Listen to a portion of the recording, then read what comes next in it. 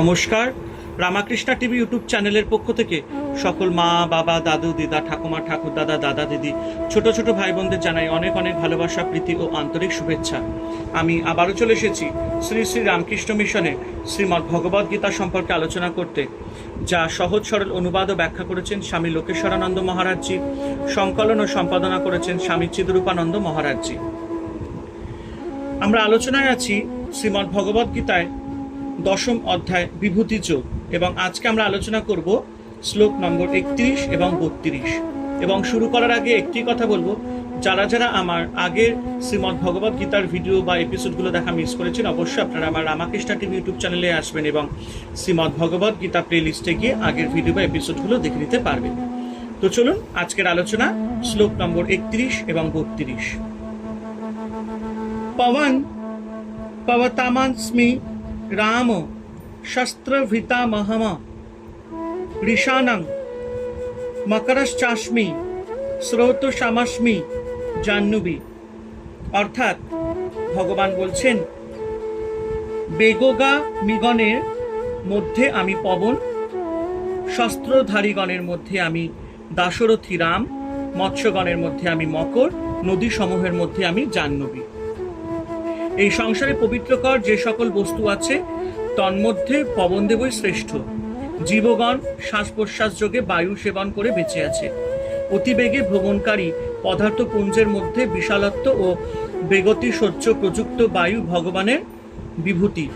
যুদ্ধকুশল শস্ত্রধারীগণের মধ্যেও রাক্ষসকুল নিধনকারী বীরগণের মধ্যে দশরথ তনয় রামচন্দ্রই সর্বশ্রেষ্ঠ।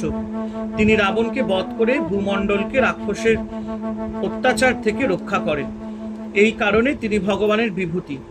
অতি তেজস্বিতা এবং গঙ্গা দেবীর বাহন মৎস্যগণের মধ্যে মকরই শ্রেষ্ঠ। নদী সকলের মধ্যে জাহ্নবী সর্বশ্রেষ্ঠা। বিষ্ণু পাতোদ্ভূতা ও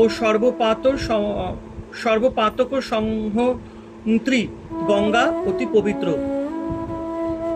ভগীরথ কর্তৃক গঙ্গা স্বর্গ হতে আনিত হয়েছিল। তার পবিত্র তীরে মুনিদিগের বাস এবং বহু তীর্থস্থান সেখানে অবস্থিত, তাই এই গঙ্গা ভগবানের বিভূতি।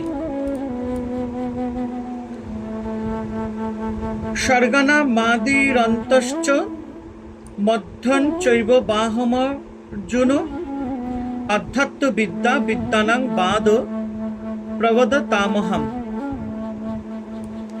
অর্থাৎ ভগবান বলছেন, হে অর্জুন, আমি আকাশাদি সৃষ্ট পদার্থ সমূহের আদি, অন্ত ও মধ্য, অর্থাৎ উৎপত্তি স্থিতি ও সংহারকর্তা। বিদ্যাসমূহের মধ্যে আমি অধ্যাত্ম বিদ্যা এবং তার্কিক গণের মধ্যে আমি বাদ, অর্থাৎ তত্ত্ব নির্ণয়ের জন্য সেই তর্ক বা আলোচনা।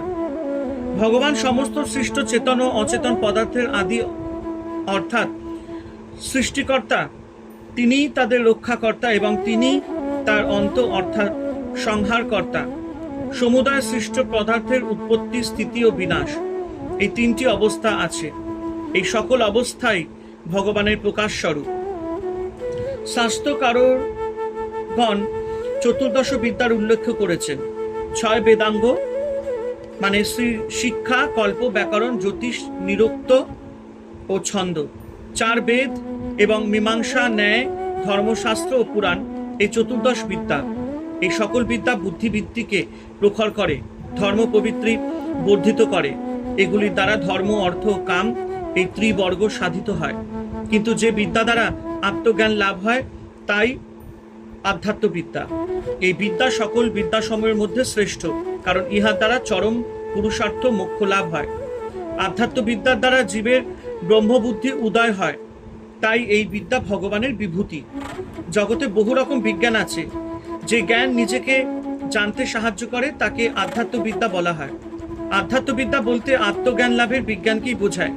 এই দেহ ঋষিরা আবিষ্কার করেছিলেন ইন্দ্রিয় এবং মনের পিছনে এক অনন্ত আত্মাকে, যা নিত্যশুদ্ধ, নিত্যমুক্ত এবং অনন্ত। এই সকল পরম সত্য। সেই সত্যের উপর ভিত্তি করে এখানে শ্রীকৃষ্ণ বলেছেন আধ্যাত্মবিদ্যা ভগবান স্বয়ং। উপনিষদে ঋষিরা এই সত্য আবিষ্কার করে প্রচার করেছেন। একটিমাত্র বস্তুই সনাতন বা শাশ্বত, এবং তা হলো অনন্ত আত্মা। বাকি সবকিছুই পরিবর্তনশীল। এই জগৎ, সূর্য, তারকা, যা কিছু সবই কালের বশীভূত, পরিবর্তনের শিকার, কিন্তু আত্মা শাশ্বত, সনাতন ও অপরিবর্তনশীল। এই আত্মাকে জানলে সব বিদ্যা আয়ত্ত করা সম্ভব। সকল জ্ঞানের উৎস আত্মজ্ঞান। তর্কশাস্ত্রে 3 প্রকার তর্ক আছে: বাদ, জল্প ও বিতণ্ডা। তত্ত্ব নির্ণয়ের জন্য যে তর্ক, তার নাম বাদ। বাদ এর ক্ষেত্রে লক্ষ্য সত্যকে খুঁজে বার করা। অতএব সত্যান্বেষণের মনোভাব নিয়ে শান্ত, ধীর স্থির হয়ে আপনি আলোচনা করবেন, কখনোই মাথা গরম করবেন না। এই প্রকার সত্যান্বেষী যুক্তিপূর্ণ দৃষ্টিভঙ্গিকে বলা হয় বাদ। উচ্চ আধ্যাত্মিক জীবনে এই বাদ এরই প্রাধান্য। দ্বিতীয় হলো জল্প। আলোচনার উদ্দেশ্যটাই আপনি ভুলে যাবেন এবং সত্যে উপনীত হবার সৎ প্রচেষ্টা পরিত্যাগ করে যে কোনো উপায় বিপক্ষকে পরাস্ত করতে হবে। আর বিতণ্ডার প্রতিপক্ষের কোনো যুক্তি না শুনেই আপনি তাকে নস্যাৎ করবার চেষ্টা করবেন। যারা বিতণ্ডা করেন সত্যের প্রতি, তাদের কোনো আগ্রহই থাকে না। ভগবান বলছেন, তর্কাতর্কির যত পদ্ধতি আছে তার মধ্যে আমি হলাম প্রথমটি, অর্থাৎ বাদ।